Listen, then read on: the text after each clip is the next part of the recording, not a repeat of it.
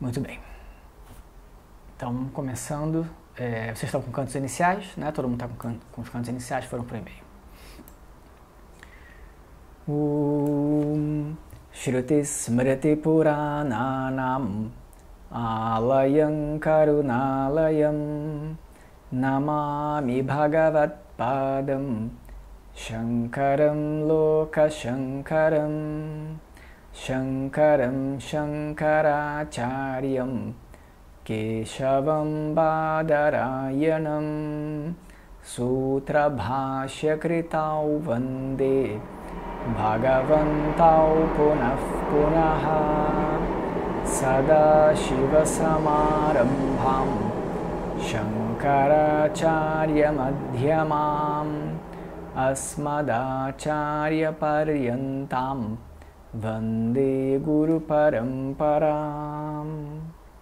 Sahana Vavatu Sahanau Bhunaktu Sahaviryam Karavavahai Tejasvinavadhitamastu ma vidvishavahai. Shanti Shanti Shanti.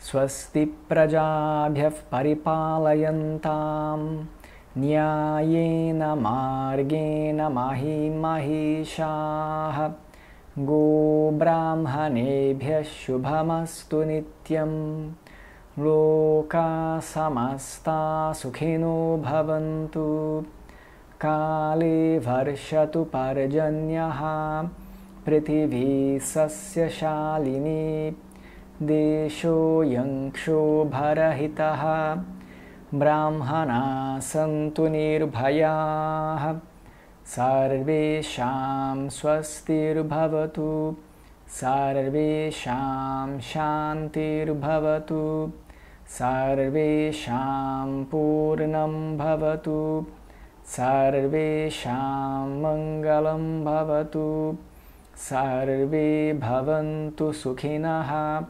Sarve Santu Niramayaha Sarve Bhadrani Pashyantu Ma Kaschit Duhka Bhag Bhavet Asato Ma Satgamaya Tamaso Ma Jyotirgamaya Mrityorma Amritangamaya Purnamadav Purnamidam Purnat Purnamudachyati Purnasya Purnamadaya Purnamevavashishyati. Shanti Shanti Shanti.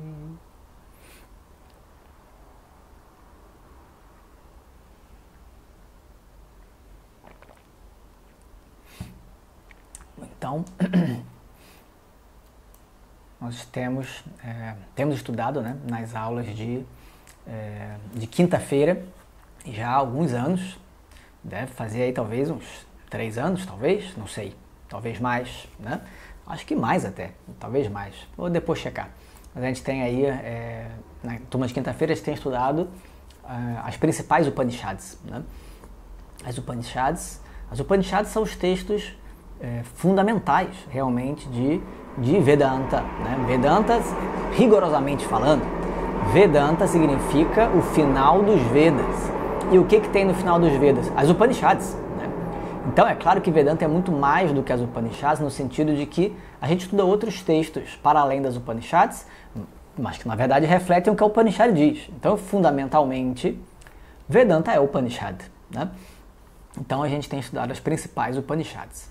E toda vez que a gente começa uma Upanishad também, a gente acaba falando isso. Originalmente eram milhares de Upanishads, né? Era perder de vista. Hoje em dia sobraram muito menos Upanishads do que se sabe que existiam. E mesmo assim é muita Upanishad. Mas dessas muitas Upanishads que ainda temos acesso, 10 Upanishads são consideradas especiais, né? Por que elas são especiais? Porque elas foram comentadas por Sri Shankara. E Sri Shankara foi muito importante, não só para a nossa linhagem tradicional, na verdade para toda a tradição foi importante pela sobrevivência da tradição védica. Sri Shankara foi muito importante realmente para toda a tradição védica, em especial para a nossa linhagem, que é a linhagem que fala sobre Advaita Vedanta, afinal de contas, é a linhagem de Sri Shankara. E aí então, por que ele fez esses comentários, que são importantes, são as Upanishads que a gente costuma estudar na nossa linhagem. Tá? Aqui então a gente tem aquele verso que diz quais são as 10 Upanishads. Deixa eu colocar aqui. Perdão. Então tem esse verso, né? Isha kena katha prashna mundamandu kyatitirihi aitareyan chachandogyam brihadaranyakam tatha. Então, Isha Upanishad, Kena Upanishad, Katha Prashna, Munda é Mundaka Upanishad, Mandukya, Titirihi é Taitriya Upanishad, né? Taitriya ou Titirihi. Aitareyam, Chandogya e Brihadaranyaka Upanishad. A gente acabou estudando basicamente essa sequência, uma sequência didática, né?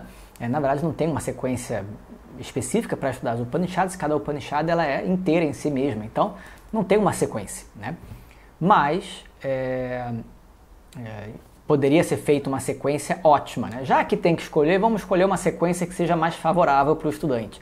Pois é, a sequência que a gente está seguindo não é a mais favorável para o estudante, né? Não foi essa sequência que a gente acabou se enfiando. Qual foi a sequência? Acabou sendo a sequência do verso, né? A sequência do verso foi porque começou com a Isha Upanishad, né? A gente começou estudando Isha Upanishad, aí quando a gente terminou, a gente falou, bom, vamos para qual? Bom, já que a gente estudou a Isha, que é a primeira do verso, vamos para Kena. E acabou que a gente seguiu essa sequência, mas ela não quer dizer nada, é só a sequência que está no verso. Tá? Na verdade a gente inverteu uma ordem de uma, né? Eu acho que foi Prashna e Mundaka, a gente inverteu. Essa sim era melhor ter estudado primeiro a Mundaka e depois a Prashna. E aí a gente inverteu por uma questão didática. Mas fora isso a gente seguiu a mesma ordem. E aí, puxa vida, a gente está chegando no final, né? A gente agora está estudando Chandogya Upanishad, é o 8º capítulo, e aí a gente encerra a Chandogya Upanishad. E aí depois a gente vê o que a gente vai fazer. A gente vai para Brihadaranyaka, né? Só que Chandogya Upanishad e Brihadaranyaka Upanishad são as maiores Upanishads, elas são gigantes. Chandogya está sendo um desafio, né? Fazer. Estamos chegando no fim, estamos concluindo. Brihadaranyaka vai ser outro desafio, que essa então, misericórdia, né? Ela não é simples também. A gente vai fazer, vamos fazer o que for, né? O que der ali. Mas ela é muito grande, a gente não vai fazer tudo sem dúvida, mas vamos fazer a parte mais importante com certeza. Tá? Mas aí é para depois. Uma coisa de cada vez. Chandogya Upanishad, né? Chandogya Upanishad, então, cada uma delas na verdade ela vem dessas 10 Upanishads. Na nossa linhagem a gente estuda mais, né? A gente estuda essas 10, a gente estuda também a Ganapati Upanishad, que é a Upanishad que foca em Ganesha, e aí Sri Shankara não comenta, né? Mas a gente estuda, e também a Kaivalya Upanishad. Kaivalya Upanishad é muito bonita também, mas Sri Shankara não comenta. Ainda assim, na nossa linhagem a gente costuma estudar. Então, na prática, a gente acaba estudando 12 Upanishads, 10 que são as principais, mais Ganapati e mais Kaivalya. Tá? E aí depois da Brihadaranyaka a gente vai, então, aí vai Kaivalya e termina com a Ganapati Upanishad. Eu acho, inclusive, que antes da Isha Upanishad a gente começou com a Ganapati, se não me engano, né? Eu acho que mas a gente pode de novo, depois de repente a gente faz de novo a Ganapati e termina. Começa com Ganesha e termina com Ganesha. Também não é uma má ideia. Vai demorar para chegar. Até lá a gente pensa. Né? Mas cada uma dessas 10, quer dizer, na verdade cada uma não, mas essas 10, elas são divididas entre os 4 Vedas. Né? Então cada Upanishad vai vir de um Veda. E essa é a estrutura, né? A gente tem uma Upanishad que vem do Rig Veda, que foi Aitareya Upanishad. Do Samaveda a gente tem Kena Upanishad e Chandogya Upanishad. A nossa Upanishad de agora é do Samaveda. Do Krishna e Yajurveda a gente tem Katha Upanishad e Taitriya Upanishad. E do Shukla e Yajurveda a gente tem Isha Upanishad, Brihadaranyaka Upanishad. O Yajurveda é um só, mas na verdade ele tem 2 edições, né? Vamos dizer assim, 2 ramos, Krishna e Shukla. Né? Então a gente tem 4 Upanishads do Yajurveda, mas é porque são 2 de cada ramo. Né? E do Atharva Veda a gente tem 3, Prajna Upanishad, Mundaka Upanishad, Mandukya Upanishad. Tá? Então, estamos vendo Chandogya. Tá? A Chandogya Upanishad, na verdade, a Chandogya e a Brihadaranyaka são as maiores. Elas são as maiores em termos de volume, disparadamente. Elas são realmente muito grandes, cada uma da sua maneira, né? A Chandogya e a Brihadaranyaka. A Chandogya Upanishad, ela tem 8 capítulos. E a gente não viu todos os 8 capítulos. Por que a gente não viu todos os 8? Porque do capítulo 1 ao capítulo 5, a Upanishad é só um preparo, né? É só um preparo. Só não, porque é um baita preparo. Mas a gente não vê, a gente não costuma estudar esses 5 capítulos, que são muito grandes, são só upasanas. E essas upasanas são meditações para preparar para o estudo de Vedanta. Tá? E o estudo de Vedanta em si, o ensinamento mesmo, só vai aparecer nos capítulos 6, 7 e 8, que são os últimos 3. Tá? Então, são esses 3 capítulos que a gente costuma estudar na nossa tradição. Tá? Seria ótimo estudar do 1 ao 5, mas é muita meditação, também não precisa disso tudo. Né? E aí, então, a gente estuda só os 6, 7 e 8, e como quem está estudando desde o 6 e o 7 também já viu, até mesmo esses 3 capítulos já começam com o Upasana, com meditações. O 8º também, a gente vai ver depois sobre isso também. Então não precisa, já tem bastante meditação nos próprios capítulos 6, 7 e 8, não precisa do capítulo 1 ao 5. Então a gente não estuda, só estuda 6, 7 e 8. Tá. E aí, bom, mas a gente já estudou então o capítulo 6, já estudou o capítulo 7, e aí quem não estudou, não vai conseguir estudar o capítulo 8? Consegue. Por quê? Tanto que a gente dividiu esses 3 capítulos, cada um como se fosse um curso separado. E não é para menos. Cada capítulo, ainda que façam parte da mesma Upanishad, cada capítulo pode ser encarado quase como uma Upanishad separada. Por quê? Porque elas são completas. Estudar um desses 3 capítulos já é suficiente, está todo o ensinamento ali. É fechado, 6, 7, 8, individualmente eles são completos. Tá? É claro que, fazendo parte da mesma Upanishad, é evidente que tem uma conexão entre os capítulos, senão seria ridículo. Se fosse totalmente separado, não tem vínculo nenhum, aí chama de outro Upanishad. Mas não é, são 3 capítulos da mesma Upanishad. Por quê? Porque tem uma conexão. Quem assistiu os capítulos anteriores vai aproveitar melhor o capítulo 8, sem sombra de dúvida. Mas quem não estudou não vai, de fato, perder o ensinamento do capítulo 8, porque o capítulo 8 é completo em si mesmo. Essa aqui é a lógica. Tá? Então não é um problema. E aí, o que cada um desses 3 capítulos fala? O ensinamento é o mesmo, né? É o mesmo ensinamento de todas as Upanishads, é o mesmo ensinamento. A natureza do eu, que é livre de limitação, esse é o tema. Só que cada um desses capítulos vai apontar um aspecto diferente desse ensinamento. E aí, a gente tem então que no capítulo 6, ele foi chamado de Sadvidya Prakaranam. Prakaranam é capítulo, é o conhecimento de Sat. Sat é a existência. Então o foco do capítulo 6 foi falar sobre o autoconhecimento à luz daquilo que é a existência, a experiência de existência, a natureza da própria existência. Esse foi o capítulo 6. O capítulo 7, que a gente terminou no mês passado, foi chamado Bhuma Vidya Prakaranam, o capítulo do conhecimento sobre Bhuma. Bhuma é plenitude. Então, o eu do ponto de vista de plenitude. O que é plenitude? A natureza da felicidade. Esse foi o tema do capítulo 7. E agora, no capítulo 8, então, a gente vai entrar em Turiya Vidya Prakaranam, o capítulo que fala sobre o conhecimento de Turiya. Turiya significa o quarto, literalmente, mas na verdade, enfim, não importa porque ele é chamado quarto, não agora, depois a gente vai falar sobre isso, mas Turiya aponta para a consciência. Então é Chit, né? Turiya ou Chit Vidya, né? É o capítulo que fala do conhecimento sobre consciência. O que é consciência? Qual é a natureza da consciência? Eu sou consciência. Que consciência é essa? Esse é o tema do capítulo 8. E aí com isso a gente tem os 3 termos que são usados para falar sobre Brahman, sobre o absoluto.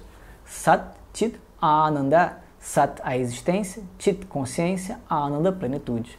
3 palavras que apontam para a mesma natureza, para a mesma realidade do eu. Cada uma da sua maneira. Elas se complementam nesse sentido. Né?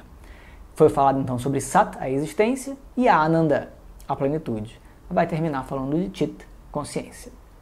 Certo? E aí então ele é chamado dessa maneira Turiya. Só que esse capítulo ele também é falado, também é chamado Dahara Vidya. Dahara Vidya. Dahara significa literalmente alguma coisa que é pequena. Pequena no sentido, nesse caso aqui, quer dizer, pequeno literalmente, muito pequeno. O que é uma coisa muito pequena? Ela é tão pequena, mas tão pequena, mas tão pequena que você nem vê. Pensa no átomo. O átomo é muito pequeno, você não consegue ver. Ele é muito pequeno. Quanto menor, o que significa o menor aqui? Na verdade, Dahara não significa o pequeno meramente. Ele é pequeno, mas ele é pequeno, tão pequeno que é sutil. Quer dizer, ele é imperceptível. Isso é que é Dahara.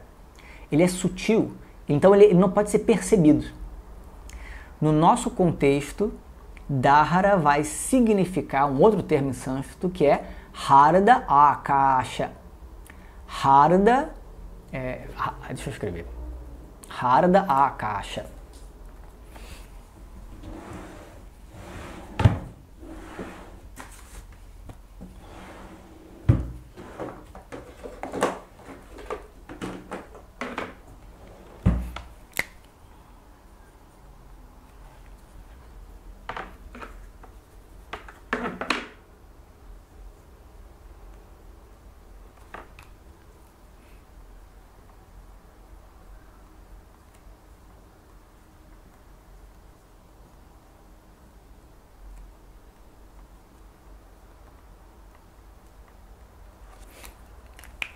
Então, Harda Akasha, tá? É um termo em sânscrito para poder explicar o que significa outro termo em sânscrito, né? O termo é Dahara. Dahara significa aquilo que é o menor, aquilo que é pequeno, aquilo que é sutil, tá? E nesse nosso contexto da Upanishad, do nosso capítulo 8, Dahara, que significa pequeno e sutil, vai querer dizer Harda Akasha. Akasha é o espaço. Harda é relativo a Hrid. Tá? Então, Hrid significa coração. Harda é do coração. Harda Akasha é o espaço do coração. Ok? Por que Dahara aqui vai apontar para Harda Akasha, o espaço do coração? Porque o espaço do coração a gente não consegue ver. Imagina, né? Quando a gente fala sobre coração, o que significa coração? O coração é um órgão do corpo. Tudo bem, a palavra coração é usada, um dos significados é esse. É um órgão do corpo, mais ou menos do tamanho de um punho, né, é dito.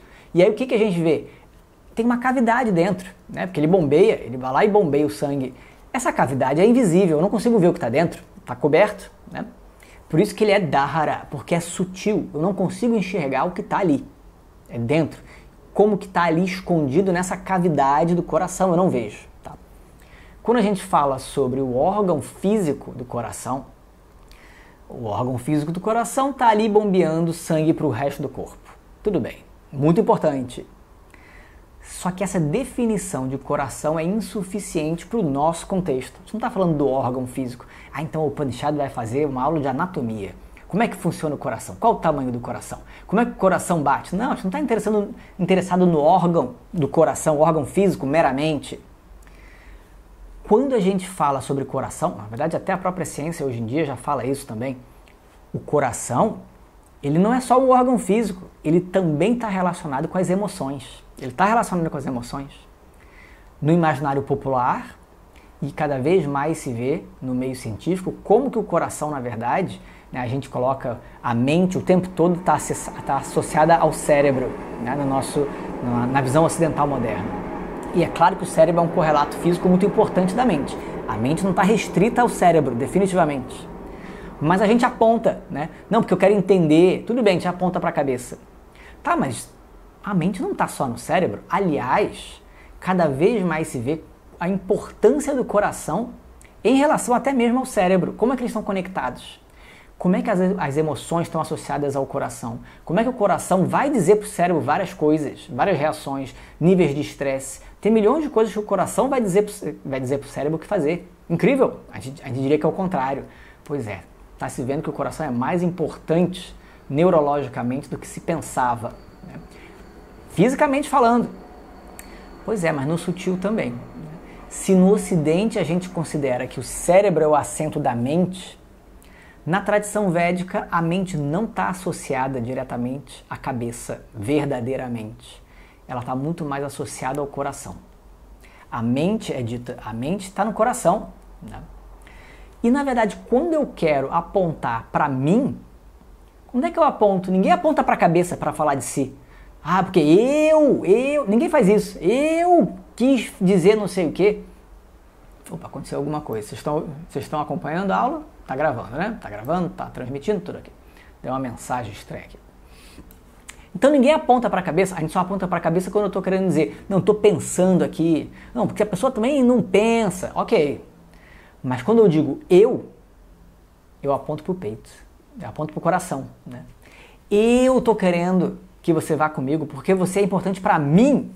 Como você pode fazer isso comigo? Ela te aponta para si. Para onde eu aponto? Para o coração, né? Essa é a importância do coração. No imaginário ela está associada a mim mesmo. Na verdade, o coração é considerado popularmente, inconscientemente, é considerado como sendo o lugar onde eu estou. É como o assento do eu. Eu pareço que estou aqui, né? Então, parece que eu estou no meu coração. É por isso que o tema é Dahara Vidya, o conhecimento sobre aquele pequeno espaço do coração, ou ainda, o conhecimento sobre aquele que é o mais sutil, que está como que escondido no espaço do coração, o eu. Tudo bem? Esse é o tema. Esse é o tema. Dahara Vidya é o conhecimento do eu, fundamentalmente, aquilo que está escondido no espaço do coração. Tá? Só que aí é uma coisa meio estranha. Se eu estou no meu coração, dentro do meu coração, então o meu coração é o quê? Porque eu aponto para o coração para falar de eu, mas se o eu está dentro do coração, então o eu não é o coração? O que é o coração, afinal? Melhor ainda, será que o coração não sou eu? Quando eu digo que eu resolvo, vou ali pegar um copo de água na cozinha, o corpo inteiro vai até a cozinha. Não é só o coração que vai, o corpo inteiro vai. Então, quando eu falo eu, o que a gente está falando eu? O eu é aquele que está dentro do coração? Bom, então o coração não é eu. O eu é aquele que é o coração? Bom, mas então é só o coração? Se eu arrancar o coração, tirei o eu. Mas se eu tirar um fígado, não tirei o eu? O que é o eu? Se eu vou na cozinha, o meu corpo vai. O coração está indo, por isso que eu digo que é o eu que está indo. O que é o eu, afinal de contas? O que é o eu? Então a gente tem que se perguntar exatamente isso. De que definição de eu a gente está usando? E mais do que isso, quem de fato sou eu? O que significa essa palavra eu? Qual o significado da palavra eu? A gente tem que entender. Então, é verdade, né? Cada um de nós vai ter um entendimento a respeito de quem se é. E isso aí muda, isso varia. A gente consegue ter uma visão da gente e cada um vai ter uma visão de si que é diferente. Porque nós somos diferentes. Eu sou um indivíduo diferente de você. Essas são as definições, né? Só que mais do que isso, eu enquanto um indivíduo, eu reconheço que os outros indivíduos, os outros seres, são diferentes de mim. São vários indivíduos que tem no mundo. E aí, um desses indivíduos sou eu.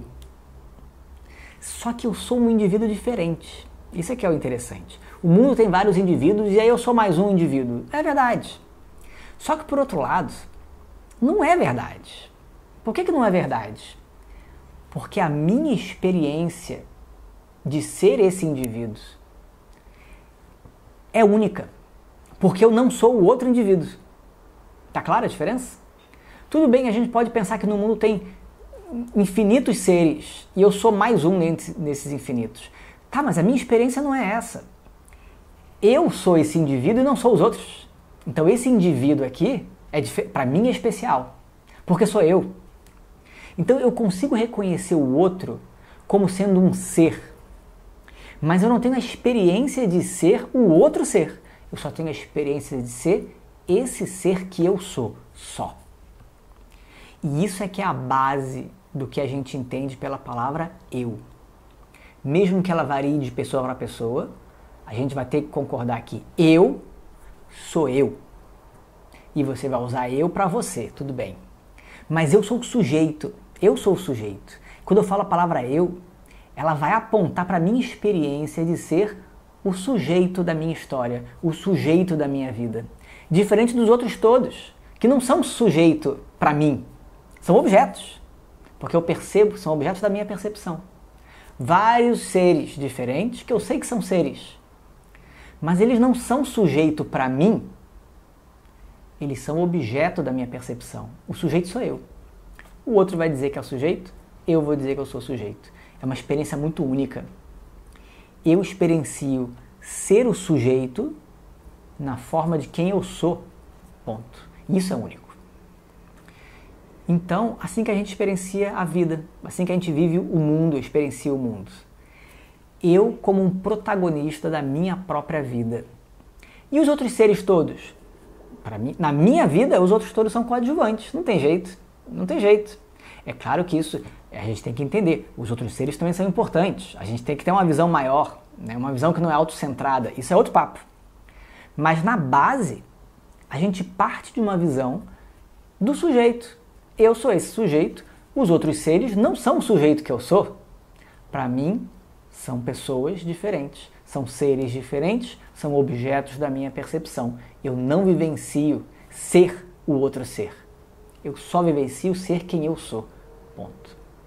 E essa experiência de ser o sujeito, ela só existe de fato no momento em que eu me relaciono com o outro. Isso é que é o mais incrível. Porque a experiência de ser o sujeito, ela está intimamente conectada com a experiência de perceber o objeto, perceber o outro, que não sou eu. Quando eu me deparo com um outro que não sou eu, aí sim eu tenho a ideia do sujeito, a ideia de um eu. E aí a minha vivência, as minhas experiências em relação ao outro, nas minhas relações, nas situações da vida que vão surgindo, vão contar toda uma história de vida, a minha história de vida. E é essa história de vida que vai definir para mim quem eu sou. Esse sou eu. Esse que passou por essas situações. Esse que se relaciona com fulano, com cicrano. Esse que vai lá e vivencia essas experiências. E aí a gente vai crescendo com essa ideia de quem eu sou. Quando a gente nasce, na verdade, a gente não tem uma noção de eu. Imagina um recém-nascido, não tem uma noção de eu. A gente é muito simples. Quando a gente nasce, a gente simplesmente vive. A gente só vive. Na verdade, a gente não é capaz de elaborar cognitivamente nada ainda sobre o mundo, sobre nós mesmos. Não consegue. Quando a gente nasce, a gente é um ser simbiótico com a mãe. A gente era simbiótico dentro do corpo dela, agora a gente é simbiótico fora do corpo dela. Mas é simbiótico. A gente só experiencia as sensações que a vida apresenta e reage a elas. Ponto. Só que a gente não consegue elaborar nada, porque a gente não tem equipamento ainda para elaborar, a gente é muito pequeno. A gente só sente. Sente e vivencia. Sente e vivencia. E à medida em que a gente vai... Isso fica registrado, sem dúvida. Fica registrado na memória. A gente começa a construir uma memória. Mas é uma memória sensorial, uma memória emocional, que a gente não consegue definir. Não tem palavra para definir ainda. A gente não sabe o que é. Simplesmente vive. Mas à medida que a gente vai se desenvolvendo enquanto um ser vivo, a gente vai desenvolvendo, aí sim, a gente desenvolve uma cognição, a gente desenvolve uma linguagem, e aí a gente consegue ir, aos pouquinhos, elaborando o que a gente sente, o que a gente vivencia, começa a dar nome, começa a concluir, as conclusões vão chegando, consciente ou inconscientemente, né?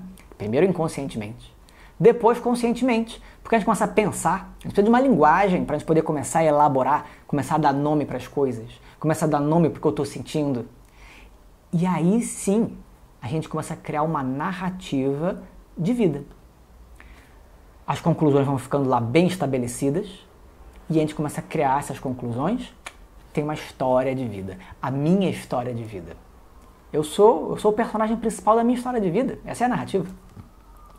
Dependendo da situação que a gente vai viver, na nossa experiência com os outros, dependendo dos outros, a gente vai concluir uma coisa ou outra sobre nós mesmos, totalmente diferentes, possivelmente, né?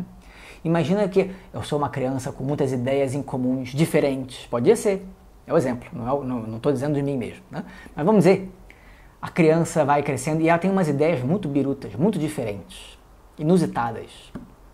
Se ela crescer num meio em que as pessoas vão virar para ela e começar a dizer que pessoa esquisita, sabemos que ideias são essas? Não estão entendendo.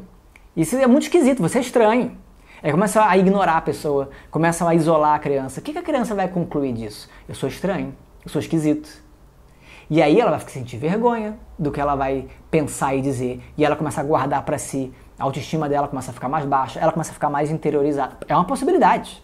Tem milhões de possibilidades nessa situação, mas é uma possibilidade. De repente ela vai crescendo e concluindo que não, o que eu penso é melhor eu não dizer. Por quê? Porque a outra pessoa vai me achar estranha. E ela vai crescer insegura de passar as ideias dela. Possivelmente. É uma história de vida possível.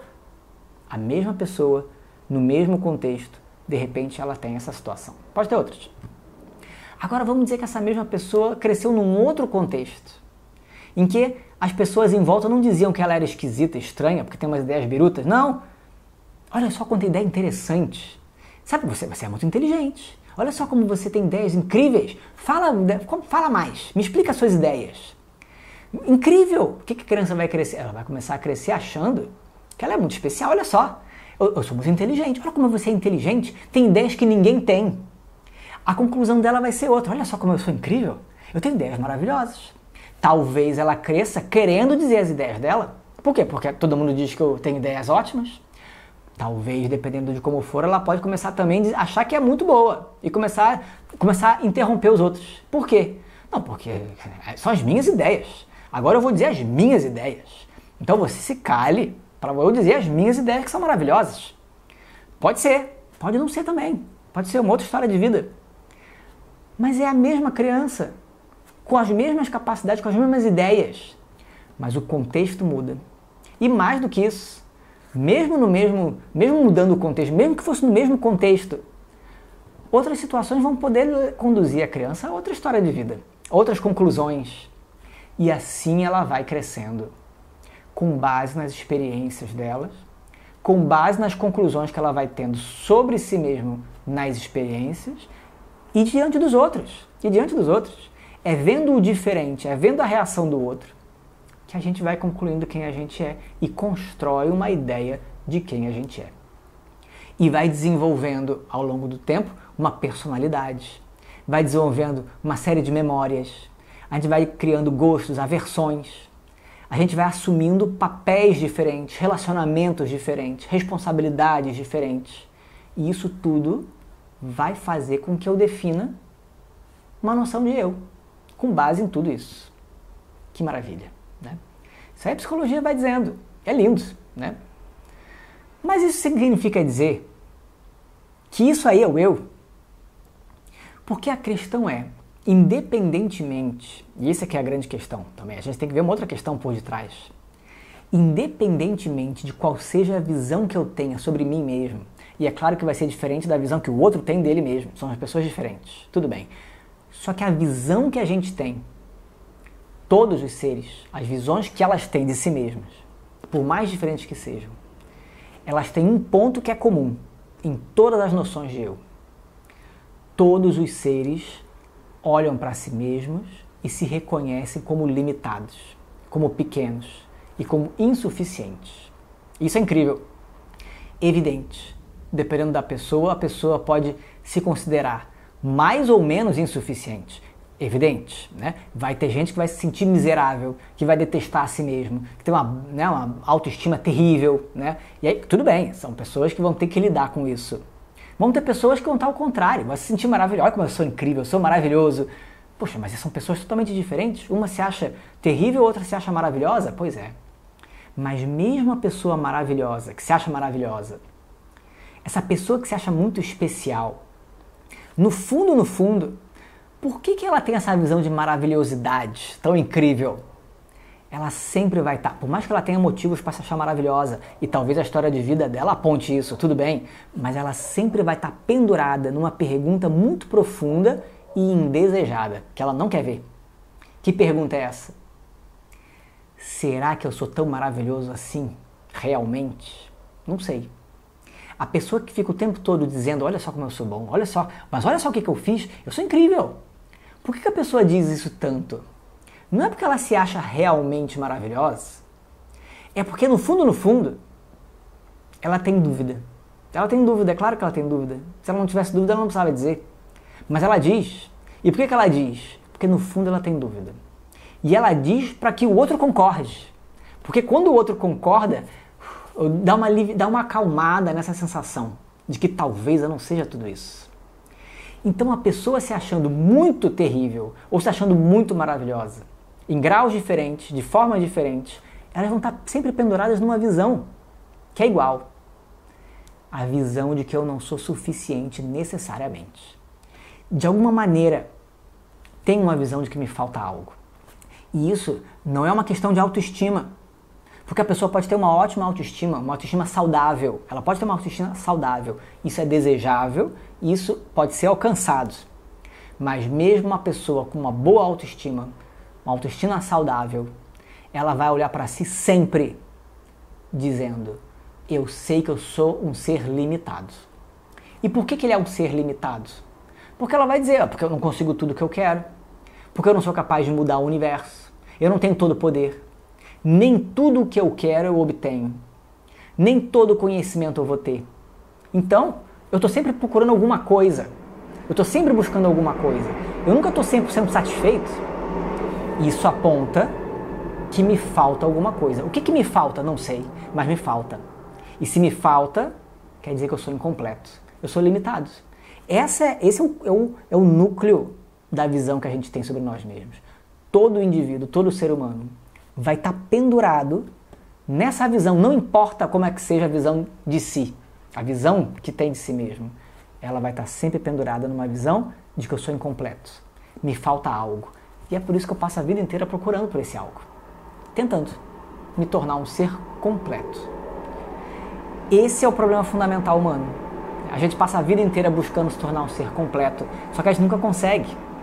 Por quê? Porque a vida não é capaz de fazer com que eu me torne um ser completo. É impossível. A incompletude, a finitude está sempre se mostrando presente na minha vida. Esse é o problema. Tá. Então os Vedas vão apontar uma solução para o problema fundamental humano. Como? Através do estudo de Vedanta, evidente, né? É isso que a gente está fazendo aqui, o estudo de Vedanta. O estudo de Vedanta vai apontar a solução para o problema fundamental, que é o tema das Upanishads. E como é que as Upanishads apontam a solução para esse problema?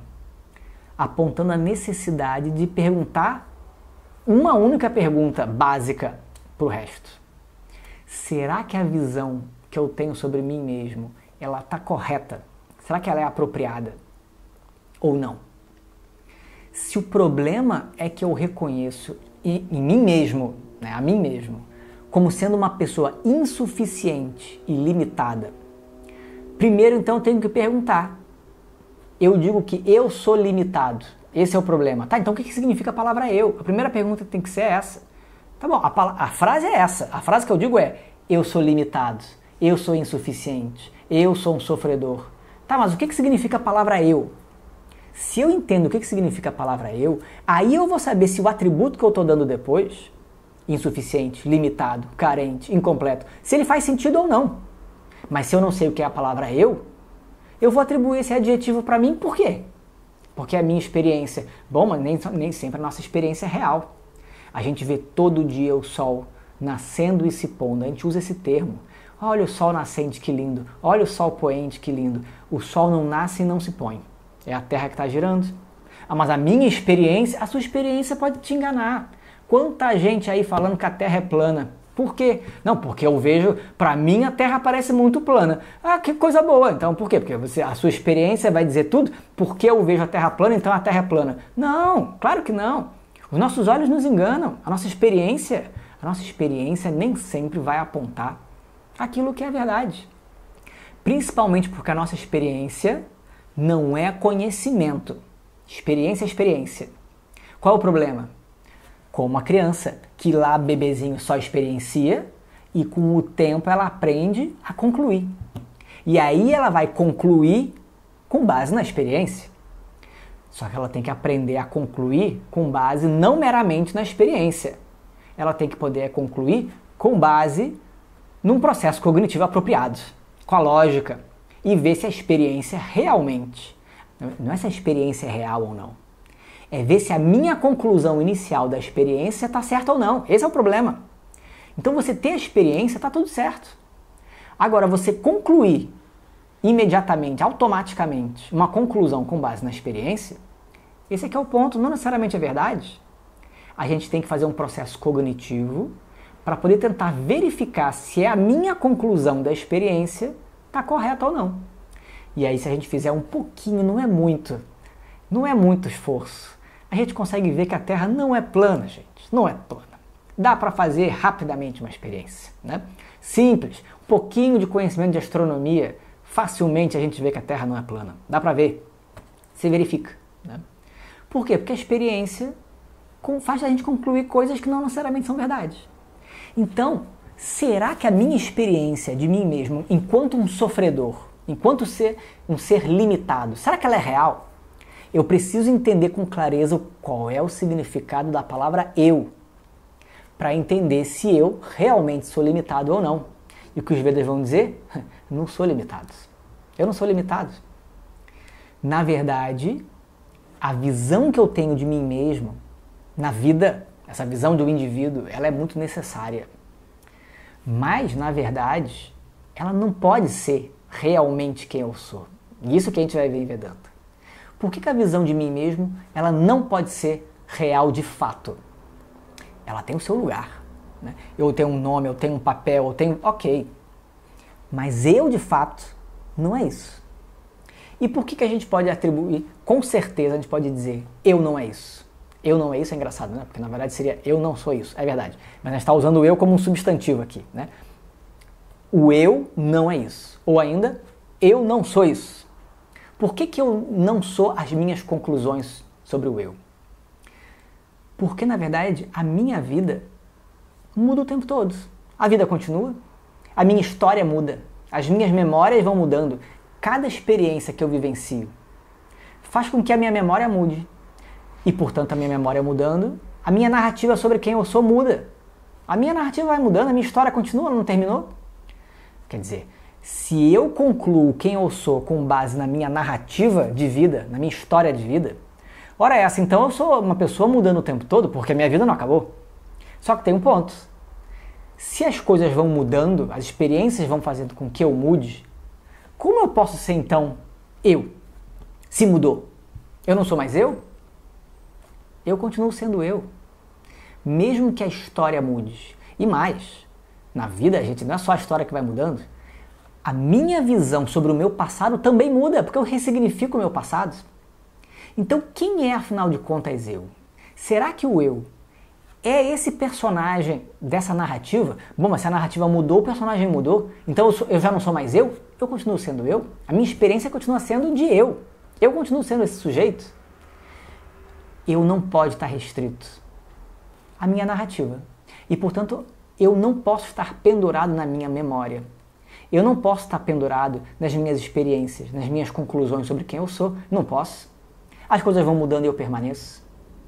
Quando eu era criança, eu me via de um jeito. Quando eu sou jovem, eu me vejo de outro jeito. Quando eu sou adulto, eu me vejo de outro jeito. Quando eu sou idoso, eu me vejo de outro jeito. Qual é o certo? Não tem certo. A visão vai mudando, mas eu permaneço. Eu sou o mesmo na infância, na juventude, na fase adulta, na idade avançada. Eu sou o mesmo. E mais do que isso, os meus atributos mudam. A visão que eu tenho de mim mesmo, enquanto indivíduo, está sempre pendurada em atributos. Esse é que é o ponto. Os atributos são relativos, eles mudam, são mutáveis. Os atributos vão mudando o tempo todo. Uma hora eu sou professor, outra hora eu posso agora ser um músico, eu posso resolver ser um médico, vai mudando, a profissão muda. Eu sou o quê? Eu sou um professor?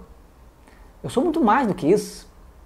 Eu posso ser um marido, eu posso ser um filho, eu posso ser um amigo, depende da pessoa que está na minha frente. Eu sou quem? Tudo isso muda. Então, se eu me identifico com esses atributos, eu tenho um problema.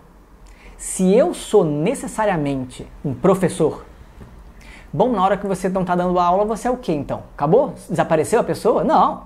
Mas quando eu não estou dando aula, eu não sou professor. Esse é o problema. As pessoas se confundem muito com seus papéis e seus atributos, né? Aí chega lá a pessoa toda orgulhosa da profissão, porque eu sou não sei o que, eu sou... Enfim, sei lá, eu não vou dizer uma profissão que é para não ofender ninguém, né? A pessoa de repente se sente ofendida porque eu disse a profissão da pessoa. Não é para se ofender. Mas, sei lá, a pessoa toda orgulhosa porque tem uma profissão, porque não sei o quê, porque eu sou muito importante, olha só. Aí fica dando carteirada nos outros, olha só, não, mas eu sou não sei o quê, eu venho de não sei o quê. Mas você tá trabalhando agora? Não, agora eu não estou trabalhando, estou de férias. Então por que você está falando que você é esse papel? Não, porque eu sou? Não, você não é. Você assume esse papel quando você trabalha. E isso é grandioso. Mas são seus papéis. Seus papéis, não é você. Seus papéis não são você. Você é muito mais do que o papel. Você permanece quando os papéis mudam. Quem é você, afinal? Então, se tudo vai passando, tudo vai mudando, quem sou eu? Vedanta vai apontar que tudo isso que muda, são formas. A forma muda, eu permaneço. Bom, se eu permaneço enquanto a forma muda, será que eu posso dizer que eu sou a forma? Eu não sou a forma. Então, o que é a forma? A forma é minha manifestação, ok. Mas a minha manifestação não sou eu. Imagina que eu apareço agora com a camisa verde. Aí amanhã eu vou dar aula, troco a blusa e aí eu tô de camisa vermelha. Agora eu sou outro. Como assim eu sou outro? Ridículo. Não, porque ontem eu era verde, agora eu sou vermelho. O verde não pertence a você, o vermelho não pertence a você, pertence à sua camisa. É a sua roupa que é verde. Eu não sou a minha roupa. Eu não sou a minha roupa. Ninguém se confunde com a própria roupa. Não é esse grau, né? Às vezes se confunde um pouco. Mas não é esse grau. A ponto de dizer que agora eu sou outro porque agora eu sou verde. Agora eu sou vermelho. Ridículo. A gente sabe que a gente não mudou. Mudou de roupa. Ponto. É a roupa. É a minha roupa. Não sou eu. Então, se eu olho e eu digo que eu não sou a minha roupa, por que realmente eu digo eu sou, então, esse que tem esses papéis? Eu sou o papel. Eu sou a forma. Eu não sou a forma. Né? Será que eu sou o meu corpo? Quem cresceu? Meu corpo cresceu. A infância foi passando, meu corpo foi crescendo. Quem cresceu? Eu cresci? Eu não cresci. Quem cresceu foi o corpo. Eu continuei lá. Em todos os tamanhos do meu corpo, lá estava eu. Mas quem cresceu foi o corpo, não fui eu. Claro. Porque se eu fosse o corpo já mudou, eu já não seria eu. Eu seria outra pessoa. Eu não sou. As coisas mudam em mim, mas eu não mudo de fato. Essa é a minha experiência, se a gente for parar para analisar. Essa é a experiência. Então, ao longo dos vários anos, o meu corpo mudou. A minha mente mudou. A minha mente muda o tempo todo. Imagina, toda hora muda de pensamento. Toda hora vem uma emoção diferente. Mas eu permaneço ali. Nessas várias mudanças da minha mente, eu estou ali. Não importa qual pensamento e emoção venha. Eu estou lá presente. Então, quando eu aponto para o meu peito e digo eu, a que se refere essa palavra eu? Eu estou apontando para o meu coração. Mas na verdade eu não estou apontando para o órgão físico do coração, porque o órgão físico do coração é o meu corpo. O meu corpo muda. Eu sou aquele que permanece para além do corpo que muda. Então não é o coração meramente. Quando eu aponto para o coração, é um gesto simbólico. E o que eu estou apontando quando eu aponto para o coração? É o âmago. É o ponto central de mim mesmo. Aquilo que eu sou. Aquilo que eu sou de fato, fundamentalmente, além do corpo. Além até mesmo da mente. É esse ser que eu sou, que a gente pode não saber o que é. Tudo bem. Mas definitivamente, esse ser que eu sou é aquilo que está mais próximo de mim. Porque sou eu mesmo.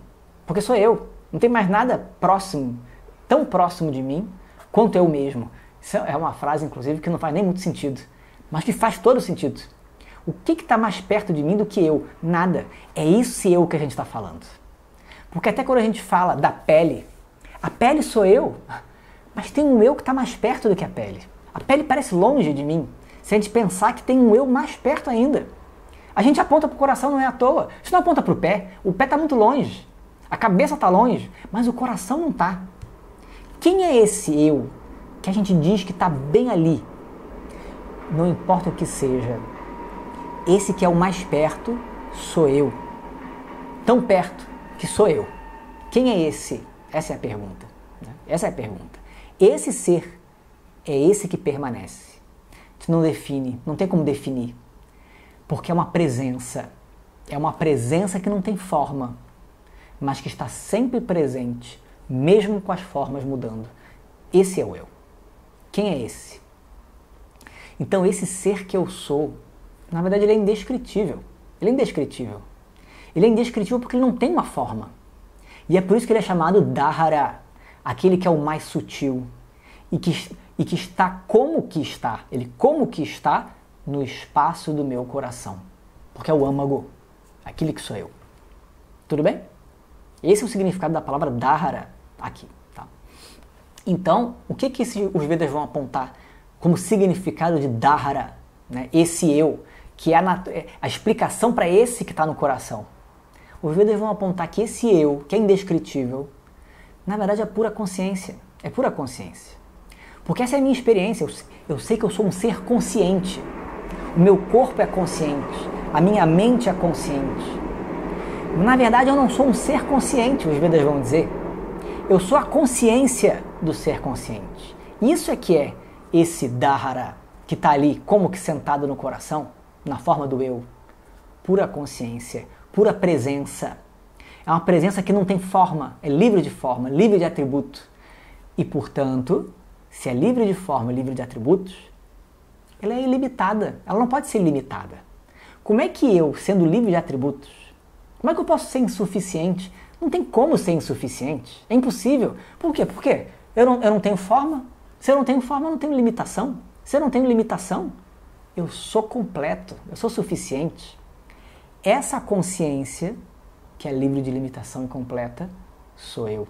E por isso a frase, eu sou limitado, está errada. É um engano. Por quê? Porque eu sou o ilimitado. Eu sou o completo. Esse sou eu. E isso é o autoconhecimento. Quando a gente reconhece esse eu, que é livre de limitação, na aquisição dessa visão, aí sim, o indivíduo se vê livre de todo o sofrimento. E esse é o nosso objetivo. Moksha, a liberação do estado de sofrimento. Vem com essa visão. Tudo bem? Muito bem. Então, nesse capítulo 8, esse vai ser o nosso tema. Né? Por isso que é Dahara Vidya.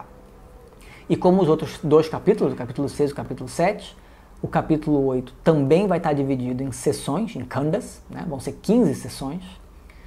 Dessas 15 sessões a gente é dividido em 3 grupos. Né? Os 6 primeiros, né, do 1 ao 6, vão ser, na verdade, preparatórios. Né? Como também a gente teve no capítulo 6 e no capítulo 7, da sessão 1 até a sessão 6, a gente tem uma sequência de upasanas. As upasanas são meditações védicas muito profundas, muito abstratas, né? Como a gente viu, quem estudou o capítulo 6 e 7, são meditações abstratas. Aqui também. E aí, para que vai fazer um monte de meditação? Para preparar a nossa mente para a segunda parte, que é o ensinamento propriamente dito. Tá? Das sessões 7 até a sessão 12, a gente vai ter então o ensinamento propriamente dito. E aí a gente sobram 3 capítulos. 3 capítulos não, 3 sessões. Né? O capítulo é um só. Sobram 3 sessões.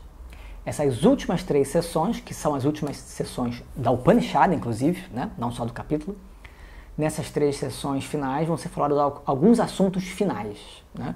Que depois a gente vai ver que são interessantes, mas que falam sobre uma vida de disciplina também. Para aqueles que ainda não entenderam, estudaram tudo isso, mas ainda não entenderam, não tem problema. Uma vida de disciplina para ajudar a mente a entender. Né? Então, geralmente a Upanishad faz isso, é assim que ela vai terminar a Upanishad. Né?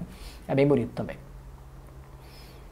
E aí, essas 6 primeiras sessões vão ser então upasanas. Né? Como a gente tem visto também, essas upasanas realmente são muito abstratas, mas ele tem uma peculiaridade desse capítulo 8. Né? As upasanas do capítulo 8, diferente das upasanas do capítulo 6 e do 7, que focam muito no universo. As upasanas, na verdade, têm como objetivo trazer uma visão do todo, né? Essa visão de que existe algo que permeia o universo inteiro e que me inclui, tem uma unidade ali.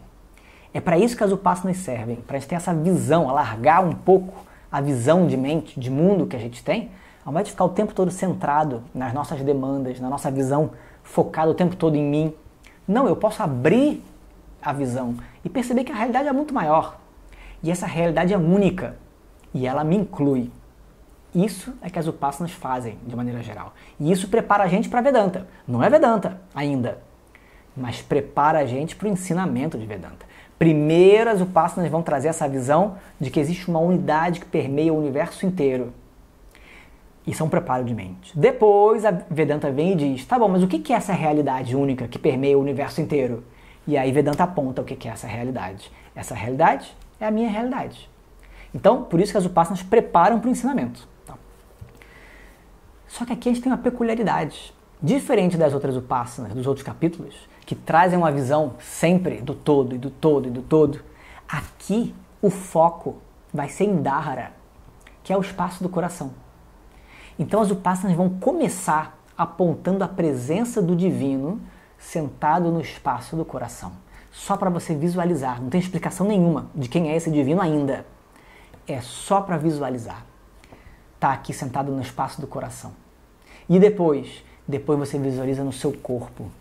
E depois você expande para o universo inteiro. Porque é o mesmo. Né? Então, realmente incrível, né? Essa visão, né, de reconhecer o divino no espaço do coração. É uma visão que é realmente muito bonita e é típica dos Vedas. Né? Na própria Puja, quem está acostumado a assistir Puja e sabe um pouco da Puja, só assistir Puja não necessariamente. Porque a Puja é toda em sânscrito, se a pessoa não souber o que está sendo dito, ela também não vai saber o que eu vou dizer. Mas se a pessoa já tem um pouco de estudo e sabe o que acontece na Puja, ou ela sabe fazer Puja, já aprendeu, tem um verso que a gente sempre canta no início da Puja. Eu trouxe o verso para a gente ver, que reflete essa visão que é muito comum nos Vedas. Então, antes de começar a Puja, nas partes preparatórias, a gente tem esse verso que a gente canta, Deho devalaya proktaha, jivo deva sanatanaha, tyajeda nirmalyam, soham bhavena pujayet. Então, o que é dito? Deho devalaya proktaha, jivaha deva sanatanaha. O que é Deha? Deha é o corpo, o meu corpo. Deha, o meu corpo, ele é, na verdade, Devalayaha, o meu corpo é como um templo onde está assentado esse divino, Deva. A deidade está nesse corpo, como um templo. O próprio templo hindu, na verdade, a construção do templo hindu, ele tem essa estrutura arquitetônica representando um corpo humano deitado. E no centro do templo está ali a imagem principal do templo, representando, né, esse ser cósmico. É simbólico. Eu não preciso ir num templo ou visualizar o universo inteiro. Eu posso, mas eu posso ver em mim mesmo. O meu corpo inteirinho manifesta a presença desse divino, porque é forma desse divino. Então, sentado nesse corpo, está sentado no meu coração esse divino, na forma do eu. Então, o meu corpo é como um templo onde está sentado esse divino. Então, Devalaya Proktaha, Diva Deva Sanatanaha, esse indivíduo que eu sou, esse indivíduo, Deva Sanatanaha, na verdade é só esse divino, na forma desse indivíduo, só isso. Essa é a visão. Tyajeda Gnana Nirmalyam, então, para que seja eliminada a impureza da ignorância, né, que seja eliminada a impureza da ignorância, Soham Bhavena Pujayet, eu faço então que seja feita essa puja, Bhavena, com a atitude, com a visão de Saha Aham Soham, que aquele divino que está sendo reverenciado no altar seja reconhecido como sendo não diferente de mim. Essa que é a verdade, não tem diferença. Né? Então esse é o verso que a gente canta antes da puja. E isso realmente é grandioso. Né? A gente poder reconhecer o divino na gente, claro, porque a gente não está separado do divino, essa é a visão védica. Né? Então a gente reconhece a presença do divino sentada no nosso coração. Na puja, antes de reconhecer o divino no altar e fazer a reverência, o oferecimento, primeiro eu reconheço que ele está dentro de mim também, está sentado na forma do eu. Agora eu olho para o altar e reconheço fora e faço a minha puja. E aí é uma cerimônia. Né? Então, quando a gente reconhece esse divino sentado no coração e depois do corpo, o que a gente vai fazer na Upasana? A gente vai reconhecer que ele não está só no meu coração e no meu corpo, mas ele também está fora do meu corpo, na forma do universo inteiro. E aí a gente consegue reconhecer a unidade que permeia o universo inteiro e que me inclui também. Ok? Sem explicação nenhuma primeiro, é só a visualização, isso prepara a nossa mente para ter essa visão, esse vislumbre do todo. E aí depois, da segunda parte do texto, vai vir o ensinamento. Preparado, né? Com essas upassanas em mente, com essa visão que a gente adquiriu nessas várias meditações, agora vem o ensinamento. E aí, o que a gente fez antes vai fazer sentido. Né? E aí, o que a Upanishad apresenta? Ela apresenta, então, um diálogo entre Indra. Indra é o rei dos Devas. Né? Tem Indra, que é o rei dos Devas, e Virochana. Virochana é o rei dos Asuras, na época da história, né? Porque também muda isso. Mas Indra é o rei dos Devas, e nessa época, nessa história, Virochana é o rei dos Asuras. Os Devas são as deidades. Os Asuras são os inimigos dos Devas. Imagina, vivem brigando. Só que o que acontece? O que acontece é que Prajapati, o Criador, ele diz que aquele que tem o autoconhecimento alcança a liberação do estado de sofrimento. E aí, tanto Indra quanto Virochana querem ter esse conhecimento. E eles vão até Prajapati, o Criador, e pedem, por favor, nos ensine. E aí então Prajapati ensina sobre a natureza do eu como sendo nada além de pura consciência, como que sentado no coração de todos os seres. Né? Por isso ele é Dahara, aquele que está como que escondido no espaço do coração. Como que? Porque ele não é algo escondido no coração de verdade, é a nossa sensação. Mas é isso, na forma do eu, está ali essa pura consciência. Esse é o ensinamento. E aí aquilo que foi meditado no início, agora tem uma explicação. E aí a gente pode entender. Né? Entender o que foi vislumbrado ali, a gente entende. E aí o ensinamento vai ser passado a respeito da natureza do eu, através da análise de Avasthatraya. Avasthatraya, os 3 estados de experiência, pelos quais a gente passa todo dia. O estado acordado, o estado de sonho e o estado de sono profundo. Vai ser analisado. Isso aparece em outras Upanishads, em especial, a gente vê isso muito na Mandukya Upanishad, né, que fala sobre o significado do mantra Om, né, 3 letras que formam o Om, 3 estados de experiência também, tem toda uma análise. Né? Mas aqui é falado também, e aqui é falado de uma maneira bem diferente, bem interessante, bem poética, e no final das contas também o ensinamento vai só para Indra, também é uma coisa, já dando um spoiler da história, no final é só Indra que consegue escutar até o final o ensinamento. Por quê? Porque Virochana é um Asura, e sendo um Asura, ele representa a confusão, a mente confusa, ele não consegue entender, claro que ele não consegue, entende tudo errado, e vai embora, achando que entendeu. Indra fica até o final, e entende tudo. E aí então é passado o conhecimento sobre a natureza do eu, que permanece por detrás de todas as experiências, eu permaneço. Tá? Então primeiro, as Upassanas, Dahara Vidya, né? Chamaram Dahara Vidya. Vidya significa tanto conhecimento quanto meditação. Né? Vidya tem esses 2 significados. Então, primeira parte, Dahara Vidya, as meditações no espaço do coração. E depois, Dahara Vidya, o conhecimento sobre aquele que como que está assentado no coração, no espaço do coração. Tá? Então, Dahara Vidya acaba dando também nome, é um dos nomes do capítulo por isso. Seja de maneira meditativa, seja de maneira cognitiva, em termos de conhecimento, Dahara Vidya é o tema. Tá? E aí, então, na primeira parte do nosso estudo, a gente vai ver essas upassanas, vai explicar, entender o que são essas meditações, para entender o que são. E aí, no final de toda a aula, a gente sempre tem meditação, né? A gente vai então tentar seguir conforme os versos vão ensinando, a gente vai tentando fazer essas meditações védicas, né? E aí depois, então, na segunda parte, a gente vai ver a explicação dos ensinamentos, já com o preparo das meditações que a gente fez. E aí depois a gente termina o Upanishad com as sessões finais. Ok? Muito bem, essa vai ser então a proposta do nosso curso. Não vai ser um curso curto, né? O curso passado eu coloquei, não dá para saber exatamente qual é a estimativa, né? Mas a gente coloca uma estimativa. Dessa vez eu coloquei uma estimativa um pouco mais generosa, né? Por quê? Porque das últimas 2 vezes eu coloquei uma estimativa e a gente passou da estimativa facilmente, né? Capítulo 6 a gente esperava que ia ser, eu esperava que fosse ser 5 meses, foram 8, né?